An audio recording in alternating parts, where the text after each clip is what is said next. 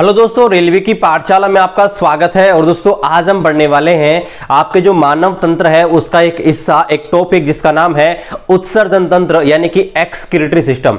आज हम देखने वाले हैं जो मानव में उत्सर्जन होता है वो कैसे कैसे होता है, किडनी की संरचना है उसके बारे में देखेंगे, किडनी कैसे काम करती है और आपके जो किडनी है, किडनी के अलावा आपका जो उत्सर्जन तंत्र होता है उसके कौन कौन से भाग होते हैं, डायलिसिस क्या होती है और मानव में जो मूत्र होता है वो कैसे बनता है, जो पूरी प्रोसेस इसके बारे में देखने वाले हैं। ज्यादा बड़ा ये टॉपिक नहीं है, तो आज चलिए शुरू करते हैं आज के इस वीडियो को। बस आपसे छोटा सा निवेदन है कि आप हमारी इस पाठशाला पर नए हैं, चैनल को सब्सक्राइब कर दीजिएगा, इस वीडियो को लाइक कर दीजिएगा। चलिए शुरू करते हैं। सबसे पहले बात करते हैं कि उत्सर्जन यानी कि एक्सक्रिएशन का मतलब क्या होता है। देखिए हमारे शरीर में बहुत सारे अपशिष्ट पदार्थ बनते हैं, बहुत सारे वेस्ट मटेरियल बनते हैं। हमारे शरीर में बहुत सारी मेटाबॉलिज्म यानी कि बहुत सारी उपापचय क्रियाएं होती हैं, उनके फलस्वरूप बहुत सारे ऐसे पदार्थ बनते हैं जिनकी हमारे शरीर को आवश्यकता नहीं होती है। तो हमें क्या करना पड़ता है, समय समय पर उन पदार्थों को हमारे शरीर से बाहर निकालना होता है। तो होता क्या है, उत्सर्जन का मतलब क्या होता है, हमारे शरीर में जो वेस्ट मटेरियल है, जो आपके अनावश्यक पदार्थ है या हानिकारक पदार्थ हैं उनको बाहर निकालना, ये जो प्रोसेस होती है उसे गाइस हम कहते हैं उत्सर्जन। देखिए उत्सर्जन का मतलब क्या होता है कि शरीर के लिए जो हानिकारक तत्व हैं यानी कि जो जहरीले पदार्थ हैं जो हमारे शरीर के अंदर बनते हैं या हमारे शरीर में जो अपशिष्ट पदार्थ हैं, वेस्ट मटेरियल है, उनको गाइस बाहर निकालना कहलाता है उत्सर्जन यानी कि एक्सक्रीशन। अब यहां पर वह तंत्र जो इस उत्सर्जन में पूरे उत्सर्जन को यहां पर मैनेजमेंट करता है उसे गाइस हम कहते हैं उत्सर्जन तंत्र। अब हम पढ़ते हैं उत्सर्जन जो होता है वो आपके कितने प्रकार का होता है, यानी कि एक्सक्रीशन जो होता है जीवों में वो कितने प्रकार का होता है। तो एक्सक्रीशन आपके 4 प्रकार का होता है। जीवों में जो उत्सर्जन होता है 4 टाइप का होता है। कौन कौन सा, देखिए एक होता है आपका एमिनोटेलिज्म, इसको बोलते हैं अमोनीय उत्सर्ग। देखिए अमोनिया उत्सर्ग में क्या होता है, जो जीव होते हैं वो आपके क्या करते हैं, अमोनिया का उत्सर्जन करते हैं। किसका करते हैं, अमोनिया का उत्सर्जन करने वाले जो जीव होते हैं उन्हें हम बोलते हैं अमोनीय उत्सर्ग यानी कि एमिनोटेलिज्म। अब देखिए ध्यान क्या रखना है, एमिनोटेलिज्म होते हैं वो आपके क्या चीज यहां पर उत्सर्जित करते हैं। पहली बात तो ध्यान रखना है कि अमोनिया का उत्सर्जन करते हैं। अब पहली बात तो आपको यह ध्यान रखना है कि अमोनिया का उत्सर्जन करने वाले जीव होते हैं उनमें जल की अधिकता होती है, यानी कि अमोनिया का जो जीव आपका एक्सक्रीशन करता है, उत्सर्जन करता है, वो गाइस उनके अंदर वाटर की बहुत ज्यादा प्रचुरता होती है, वाटर पाया जाता है। तो ध्यान रखना है आपका जो अमोनिया उत्सर्ग है यानी कि अमोनिया का उत्सर्जन करने वाले जीव होते हैं उनमें जल अधिक पाया जाएगा। तो सीधी सी बात है, ऐसे कौन से जीव होंगे जिनके अंदर जल पाया जाएगा। एक तो आपके ऐसे जीव जो वाटर के अंदर रहते हैं यानी कि जो भी एक्वेटिक आपका जो जीव है यानी कि जलीय जीव है, और आपके जो एम्फीबियन है ना, यानी कि आपके जो उभयचर हैं, ये गाइस आपके डायरेक्ट अमोनिया का उत्सर्जन करते हैं। तो ध्यान क्या रखना है, ध्यान ये रखना है कि अमोनिया का उत्सर्जन करने वाले जीवों को हम बोलते हैं एमिनोटेलिज्म और इनमें जल की ज्यादा आवश्यकता होती है। एग्जांपल आप याद कर सकते हैं, एक तो सारे के सारे जलीय जीव, मछलियां वगैरह, और इसके अलावा जो उभयचर हैं, एम्फीबियन है, वो इसके एग्जांपल हो जाएंगे। दूसरे जो आपके जो उत्सर्जन के प्रकार जीव होते हैं वो आपके होते हैं एमिनोटेलिक। क्या होते हैं, अमीनोटेलिक, इसको एमिनोटेलिक बोलते हैं। तो एमिनोटेलिक जो जीव होते हैं वो उत्सर्जन के रूप में गाइस मुख्य रूप से क्या निकालते हैं, एमिनो एसिड निकालते हैं। ये आपको ध्यान रखना है। एग्जाम में प्रश्न कैसे आता है कि वे जीव जो उत्सर्जन के रूप में आपके एमिनो अम्ल होता है उसको बाहर निकालते हैं, एमिनो अम्ल को। सो गाइस उन्हें हम बोलते हैं क्या, एमिनोटेलिक। ध्यान रखना। अब देखिए ऐसे जीव होते हैं वो आपके जो अमोनिया अम्ल है, एमिनो एसिड है, उनको बाहर निकालते हैं, उन्हें बोलते हैं एमिनोटेलिक। और इससे एग्जाम्पल ध्यान रखना है, तारामीन है, घोंगा है और सीपी होते हैं। ये गाइस अपने शरीर से डायरेक्ट एमिनो एसिड है उसको बाहर त्यागते हैं यानी कि एक्सक्रीशन करते हैं। तीसरे प्रकार के जीव होते हैं उनको हम बोलते हैं यूरियोटेलिक। क्या बोलते हैं, यूरियोटेलिक, यानी कि यूरियोटेलिक इनको अंग्रेजी में बोलते हैं। और गाइस ये मुख्य रूप से यूरिया का उत्सर्जन करते हैं, यानी कि ये आपके शरीर से मुख्य रूप से यूरिया बाहर निकालते हैं। तो ध्यान रखना है, ऐसे जीव जो यूरिया का उत्सर्जन करते हैं उन्हें हम बोलते हैं यूरियोटेलिक। ध्यान रखना, वेरी वेरी इंपॉर्टेंट है। अब यहां पर आपको ध्यान रखना है कि यूरिया बनता कैसे है। सो गाइस हमारे यकृत में जो अमोनिया होता है ना, अमोनिया क्या करता है, अमोनिया को यकृत जो है, लीवर है, आपके यूरिया के अंदर कन्वर्ट कर देता है। ध्यान रखना, आपसे एग्जाम में पूछ लेगा कि अमोनिया को यूरिया में कन्वर्ट कौन करता है। तो ध्यान रखना हमारा जो लीवर है ना, हमारा जो यकृत है वो क्या करता है गाइस, अमोनिया को यूरिया के अंदर कन्वर्ट कर देता है। अब देखो एग्जाम्पल ध्यान रखने हैं कि कौन से जीव है जो यूरिया का उत्सर्जन करते हैं। तो ध्यान रखना, हमारा जो शरीर है यानी कि मानव भी यूरिया का ही उत्सर्जन करते हैं। हम जो टॉयलेट जाते हैं ना, उसमें मेन रूप से यूरिया ही होता है, ये आपको ध्यान रखना है। तो मानव यानी कि ह्यूमंस, आपका जो मेंढक होता है वो, और आपका जो मैमल्स है यानी कि स्तनधारी है, उनमें गाइस आपका मेन रूप से यूरिया का ही उत्सर्जन होता है। आगे बात करते हैं चौथे प्रकार के जीव, जिनको बोलते हैं यूरिकोटेलिक। क्या बोलते हैं इनको? यूरिकोटेलिक। और ध्यान रखना, यूरिकोटेलिक जीव होते हैं ऐसे जीव होते हैं जो आपके शरीर में उत्सर्जन के रूप में आप यूरिक एसिड यानी कि यूरिक अम्ल है उसका उत्सर्जन करते हैं। तो ध्यान रखना है, यूरिक अम्ल का उत्सर्जन करने वाले, यूरिक एसिड का उत्सर्जन करने वाले जीवों को बोलते हैं आपका यूरिकोटेलिक।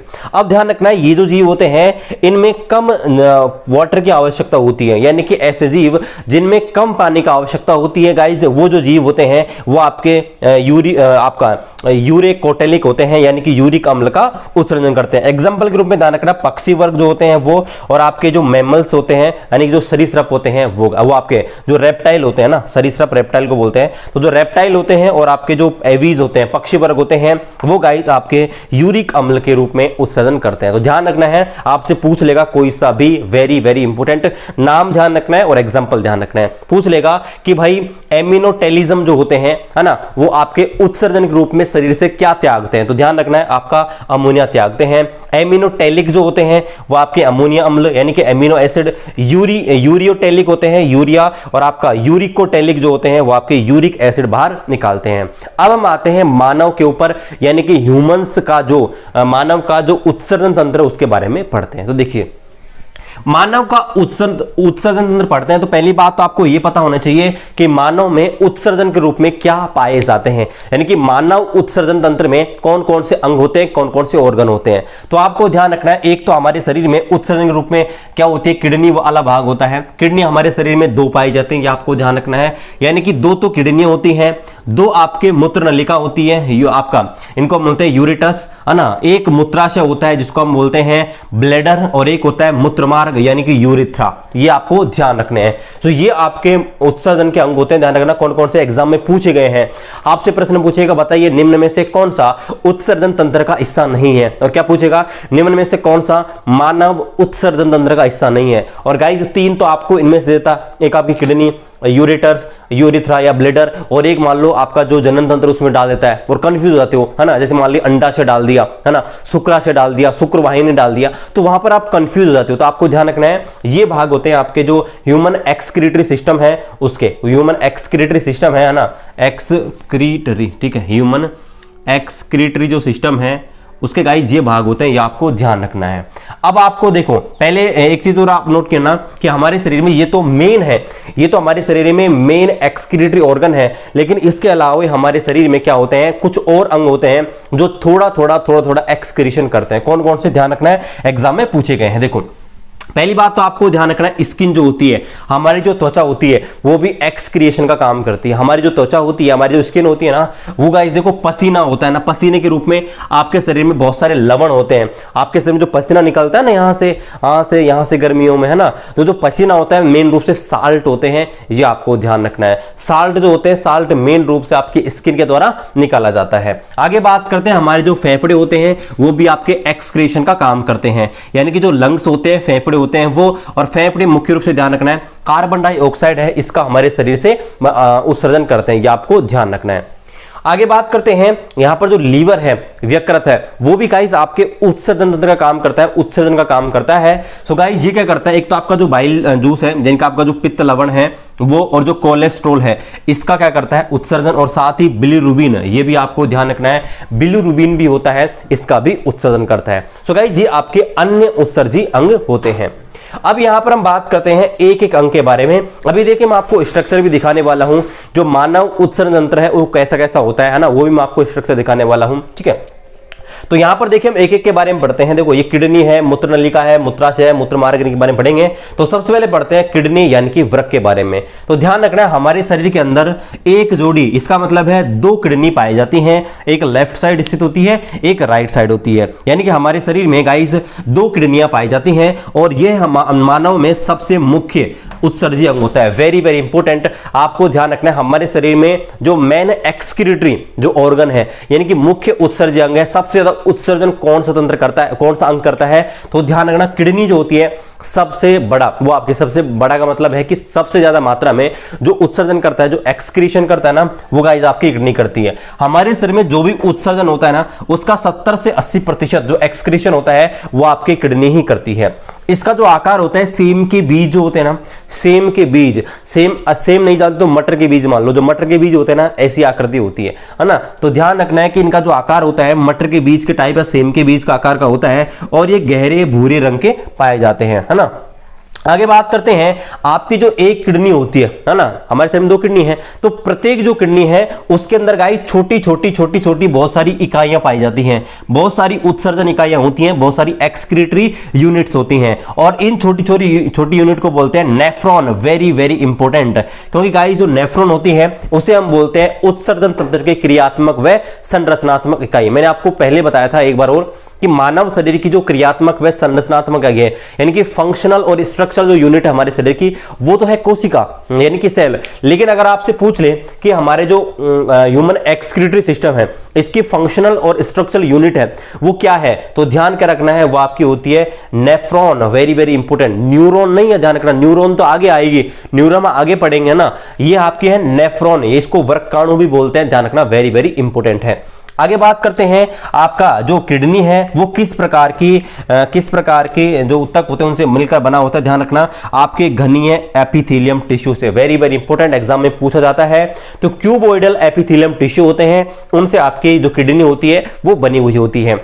आगे बात करते हैं गाइस, आपके जो किडनी होती है, किडनी के अंदर जो आपका नेफ्रॉन जो होता है ना, नेफ्रॉन वाला पार्ट, नेफ्रॉन के 2 हिस्से होते हैं, नेफ्रॉन के 2 पार्ट होते हैं, कौन कौन सा, एक होता है बोमेन संपुट यानी कि बोमेन्स कैप्सूल, और बोमेन कैप्सूल के बारे में आगे आपको बताऊंगा कि हमारा जो ब्लड होता है कैसे कैसे निर्मित होता है ना, हमारे शरीर में वो आपका जो ब्लड नहीं, आपका जो टॉयलेट है यानी कि पेशाब होता है वो कैसे बनता है ना, तो उसके बारे में पढ़ेंगे, यानी मूत्र कैसे बनता है।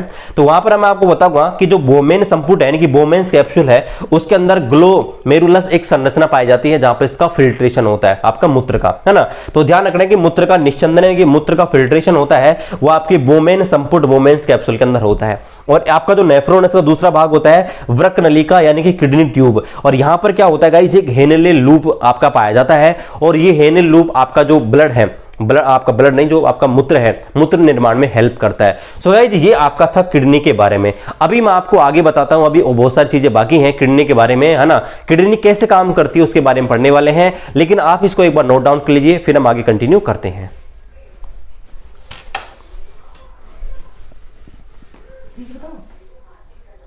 गाइस आपको जो स्ट्रक्चर है यानी कि मानव उत्सर्जन तंत्र का वो यहाँ पर दिखाना चाहूंगा। तो ये जो स्ट्रक्चर है वो अपने मानव उत्सर्जन तंत्र का है। इसमें जो आपकी किडनी होती है ना, जो किडनी वाला जो भाग होता है वो आपका ये वाला होता है, ये आपके किडनी होता है। दो आपको हमारे शरीर में 2 किडनियां होती हैं, लेफ्ट राइट, आपको जो दिख रही है ना, ये एक इधर है एक इधर है। तो इसकी जो संरचना होती है वो इस प्रकार से होती है, यानी कि ये आपकी जो किडनी होती है वो कुछ इस प्रकार से आपके होती है, ठीक है। तो ये आपको ध्यान रखना, हमारी जो किडनी होती है इस प्रकार से होती है।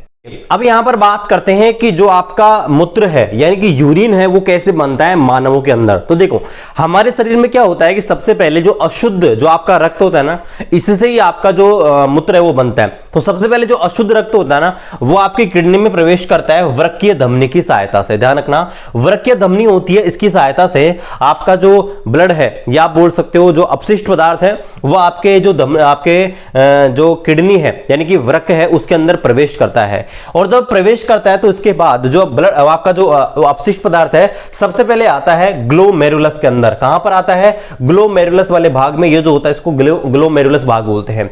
यहां पर क्या होता है, सबसे पहले एक प्रोसेस होती है। देखो 3 प्रोसेस में टोटल आपका जो मूत्र है ना यानी कि जो आपका यूरिन है वो बनता है। कौन कौन सी? एक होती है फिल्ट्रेशन यानी कि निस्यंदन, दूसरी होती है रीअबॉर्शन यानी कि आपका रीअब्सॉर्प्शन यानी कि आपका पुनः अवशोषण, और तीसरा होता है सिक्रेशन यानी कि स्रावण।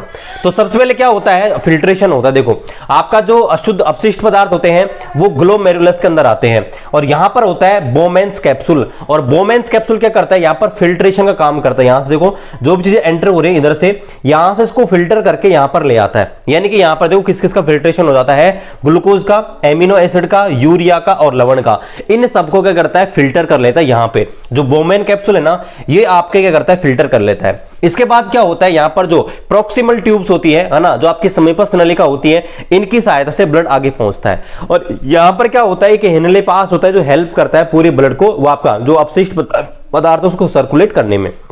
अब देखो यहां पर आने के बाद जो आपके प्रोक्सिमल ट्यूबेल्स है, इनके अंदर आने के बाद यहां पर एक प्रोसेस होती है, इसको बोलते हैं रीअब्सॉर्प्शन, यानी कि पुनः अवशोषण, यानी कि एक प्रकार से जो पदार्थ है उसको चूसना। तो यहां पर क्या होता है, जो पुनः अवशोषण का मतलब क्या है, जो भी यहां पर ये पदार्थ बने हैं, है ना, इनको एक प्रकार से वापस चूस ले जाता है, इनको, है ना, अवशोषण कर लिया जाता है। लगभग 99% भाग है उसको अवशोषण कर लिया जाता है। और उसके बाद आपके हेनले पास की मदद से जो आपका अपशिष्ट पदार्थ है वो आपके डिस्टल ट्यूबलेट्स में जाता है और वहां पर फिर क्या होता है, सिक्रेशन, यानी कि आपका श्रवण होता है और श्रवण के माध्यम से आपका जो मूत्र है वो बन जाता है। और यहां पर फिर आपकी जो कलेक्टिंग डक्ट है, यानी कि संग्रहण नलिकाएं होती है, उनकी सहायता से आपका जो मूत्राशय है, यानी कि ब्लैडर है, इसके अंदर जाके इस आपका क्या हो जाता है, स्टोर होने लग जाता है। आपका जो मूत्राशय है, ब्लैडर है, वो आपके मूत्र को यानी कि यूरिन को स्टोरेज करने का काम करता है। तो यहां पर ध्यान रखना है, बस इतना सा आपको ध्यान रखना है, 3 चीजें होती हैं, फिल्ट्रेशन, निस्संदन, फिल्ट्रेशन का मतलब छानना होता है,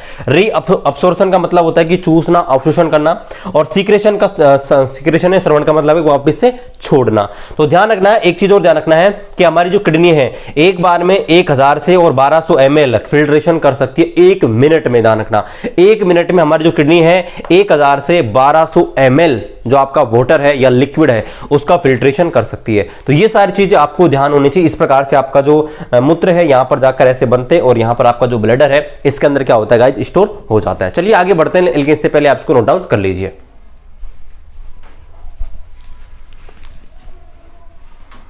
एक चीज और नोट करना, कल मैंने जो वीडियो डाला था आपका जो ब्लड वाला चैप्टर था उसका, तो गाइज मैंने यहाँ पर गलती से आपको जो आरबीसी है उसके अंदर एक चीज गलत बता दी थी। यहाँ पर आपको ध्यान रखना है, आरबीसी के अंदर मरकरी यानी कि पारा नहीं पाया जाता, इसके अंदर आयरन धातु पाई जाती है। एक बात तो ये, और नीचे जो लिख रखा है ऑक्सी हीमोग्लोबिन और कार्बोक्सी हीमोग्लोबिन, इसमें जो Hg है ना, इसका मतलब हीमोग्लोबिन है, ना कि आपका मरकरी। यानी कि ऑक्सी हीमोग्लोबिन में क्या होता है, आपका हीमोग्लोबिन के साथ ऑक्सीजन मिल जाती है, और आपका जो कार्बोक्सी हीमोग्लोबिन है इसमें हीमोग्लोबिन के साथ कार्बन डाइऑक्साइड मिल जाती है।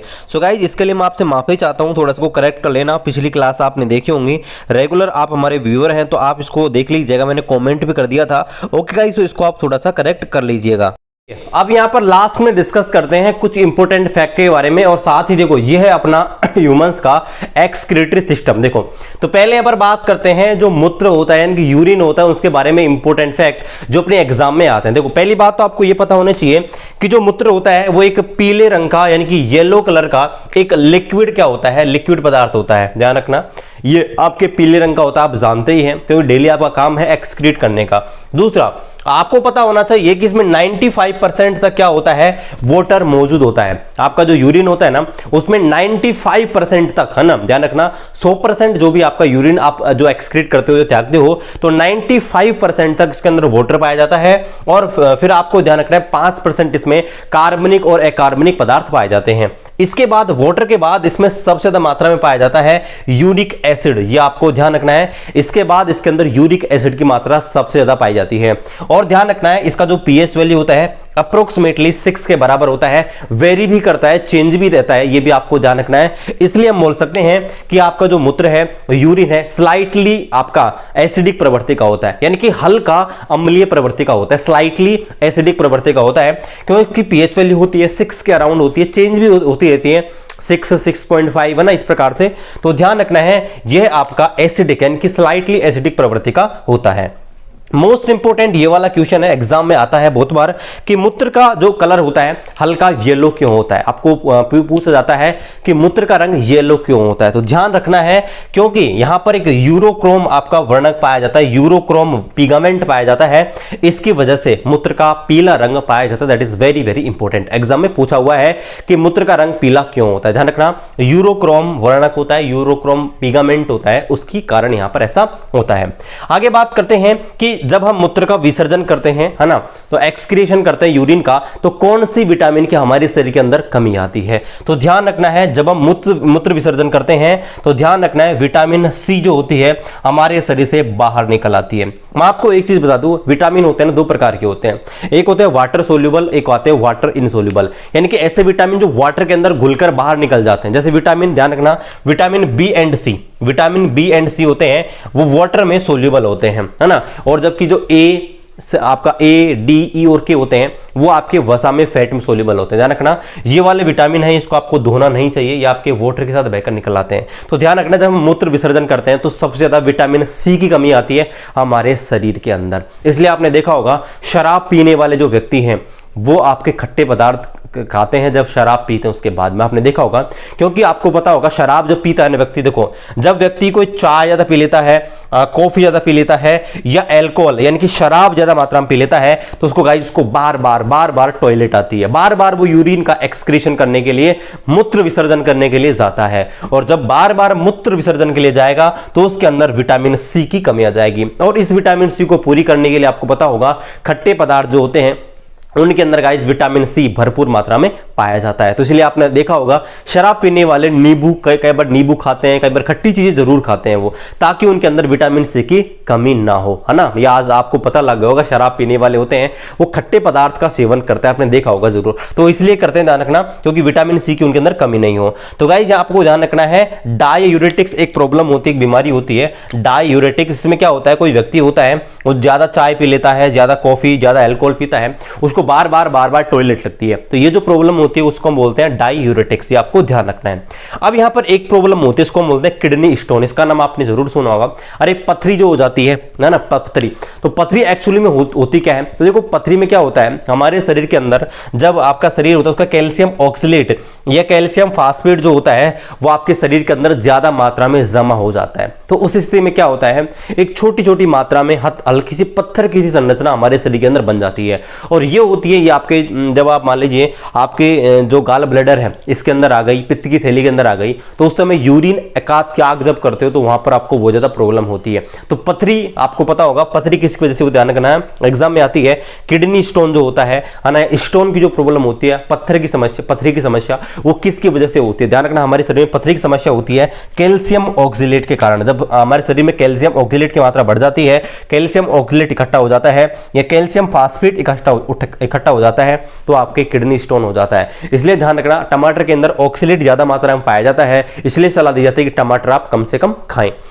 आगे बात करते हैं अपवहन यानी कि डायलिसिस के बारे में, यानी कि कृत्रिम वृक्क के बारे में। तो होता क्या है गाइस, मान लीजिए किसी किडनी फेल हो गई, है ना, आपने देखा होगा ज्यादातर फिल्में आप देखते हो ना, तो वहां पर किडनी ही ज्यादा फेल होती है, यानी कि जो गुर्दे होते हैं इनको गुर्दा बोल जाता है, किडनी वृक्क एक ही बात है। तो ज्यादातर क्या होता है कि जो किडनी होती है वो खराब हो जाती है ना, ज्यादातर आपने फिल्म में देखा होगा।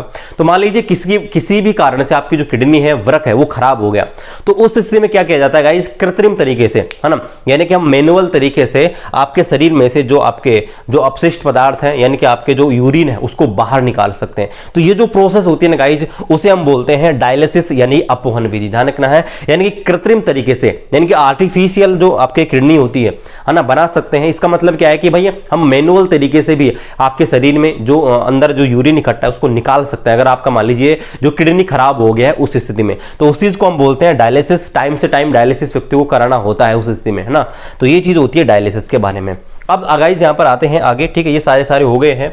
अब यहाँ पर आते हैं गाइज, आपका जो मानव का एक्सक्रीटरी सिस्टम है वो होता है ये, यानी कि ह्यूमन एक्सक्रीटरी सिस्टम। अब देखिए इसमें क्या होता है, ये होती है आपकी ओर्टा यानी कि महाशिरा, ये आपकी होती है वेना कोवा, है ना, और ये आपकी होती है अधिवृक्क ग्रंथि। तो ध्यान रखना है, जो वृक्क जो किडनी होती है, किडनी के ऊपर एक ग्रंथि पाई जाती है उसे हम बोलते हैं अधिवृक्क ग्रंथि। तो यहाँ पर आपको ध्यान रखना है, एग्जाम में बार बार आता है कि किडनी के ऊपर कौन सी ग्रंथि पाई जाती है। अभी हम ग्रंथियों के बारे में पढ़ेंगे आगे। तो यहाँ पर आपको ध्यान रखना, अधिवृक्क जो ग्रंथि होती है ना, ये आपके गाइस पाई जाती है किसके ऊपर, आपके जो ये दोनों सामने दिख रही है ना, हम बोलते हैं किडनी। तो किडनी के ऊपर आपके पाई जाती है अधिवृक्क ग्रंथि। अब देखो सबसे पहले क्या होता है कि आपका जो अशुद्ध, आपका जो मैंने अभी आपको बताया था कैसे आपका जो यूरिन है वो बनता है। तो यहां पर क्या होता है, यहां से एंट्री लेता है वृक्क धमनी की सहायता से, रेनल आर्टरी की मदद से आपका जो अशुद्ध जो ब्लड होता है वो यहाँ पर एंट्री लेता है, यानी कि अशुद्ध जो अपशिष्ट पदार्थ होते हैं वो एंट्री लेते हैं और फिर इसके अंदर आ जाती है। आपकी किडनी होती है दो, है ना, ये सेम की बीज की तरह होती है। तो यहाँ पर क्या होता है, जो किडनी होती है ना, ये किडनी ये क्या करती है, इसको फिल्टर कर देती है और फिल्टर करने के बाद यहाँ से जो अपशिष्ट पदार्थ है, मतलब आपका जो मूत्र है, देखो ये तो अपशिष्ट एंटर हुआ और यहां से देखो ये तो आ गया, ये तो आपका क्या है, जो अशुद्ध पदार्थ आया है ना। और आने के बाद क्या हुआ, वो चला गया किसके अंदर, किडनी के अंदर। किडनी ने जो अशुद्ध पदार्थ था उसको तो नीचे भेज दिया इधर, और जो शुद्ध करके अब वापस जो ब्लड है उसको भेज दिया इसकी मदद से, ये जो है ना ये वेना कोवा, इसकी मदद से वापस भेज दिया, है ना। तो आपको ध्यान रखना है ना। तो महाधमनी में आपके वापस भेज देता है ये इधर, है ना, जो अशुद्ध करके। लेकिन जो अशुद्ध पदार्थ होता है उसको किडनी आपके स्टोर करके और नीचे ले आती है इधर। और ये ध्यान रखना कौन लेके आती है, मूत्रवाहिनी। मूत्रवाहिनी क्या होती है, जो मूत्र को मूत्राशय तक लाती है, ध्यान रखना। तो मूत्रवाहिनी होती है वो आपके जो मूत्र जो होता है किडनी जहां से बनता है वहां से लेकर आती है मूत्राशय तक, यानी कि ब्लैडर तक। और ब्लैडर में जब आपका मूत्र इकट्ठा हो जाता है तो फिर यहां पर क्या करते हैं, इसको हम त्याग देते हैं किसी की सहायता से, मूत्र मार्ग की सहायता से, यानी कि यूरेथ्रा की सहायता से त्याग देते हैं। एक चीज आपको ध्यान रखनी है कि जो फीमेल जो होती है उनके अंदर गाइस क्या होता है, जो मूत्र मार्ग होता है वो अलग से होता है, ध्यान रखना है। यानी कि फीमेल्स में जो एग्स जो होते हैं, अंडे जो होते हैं वो शरीर से बाहर निकलते हैं, है ना। और आपके जो आपका जो यूरिन है वो बाहर निकलता है। दोनों के जो सिस्टम है दोनों का अलग अलग है, दोनों की नलिकाएं अलग अलग होती हैं। जबकि जो मेल होती है, मेल में जो शुक्राणु होते हैं, स्पर्म होते हैं, उसी नलिका से आते हैं, और आपका जो यूरिन है वो भी उसी नलिका से आता है। ये भी आपको ध्यान रखना है। तो इस प्रकार से ये था गाइस आपका एक्सक्रीटरी सिस्टम। ध्यान रखना है, देखो ये वाला जो है ये तो किडनी कहलाती है। तो किडनी से जो आपका ब्लड बना, वो आप ब्लड नहीं, जो आपका यूरिन बना उसको कौन लेके आएगी, मूत्रवाहिनी। कहां पे लेके आएगी, मूत्राशय निकाल आपके मूत्राशय की ब्लैडर के अंदर। और ब्लैडर में आपका मूत्र इकट्ठा हो गया, स्टोर हो गया, है ना। और स्टोर होने के बाद मूत्र मार्ग की सहायता से समय समय पर हम त्याग देते हैं। सो गाइज आज हमने पढ़ा है आपका एक्सक्रीटरी सिस्टम, यानी कि उत्सर्जन तंत्र। सो गाइज इस वीडियो में गाइज बहुत ही मेहनत की है आपके लिए, और ऐसे ही जो अगले पूरे टॉपिक है उनको हमने आपके लिए पूरा करवाएंगे। और मैंने फिजिक्स ऑलरेडी पूरी कंप्लीट कर दी है, बायोलॉजी भी आपकी चल रही है, और आपकी जो केमिस्ट्री है वो भी मैंने पूरी कंप्लीट कर दी है। तो पूरी लेक्चर्स आप देखना चाहते हैं तो आप हमारी प्लेलिस्ट सेक्शन में जाएंगे यूट्यूब के पेज पे। तो यूट्यूब के साइड में ऑप्शन आता है प्लेलिस्ट का, वहां पर आप जाएंगे तो आपको साइंस कंप्लीट सिलेबस नाम से आपको प्लेलिस्ट मिल जाएगी। वहां पर गाइस पूरे वीडियो आपके मैंने क्लास वाइज डाल रखे हैं, क्लास 1 से लेकर आज क्लास नंबर 77 है।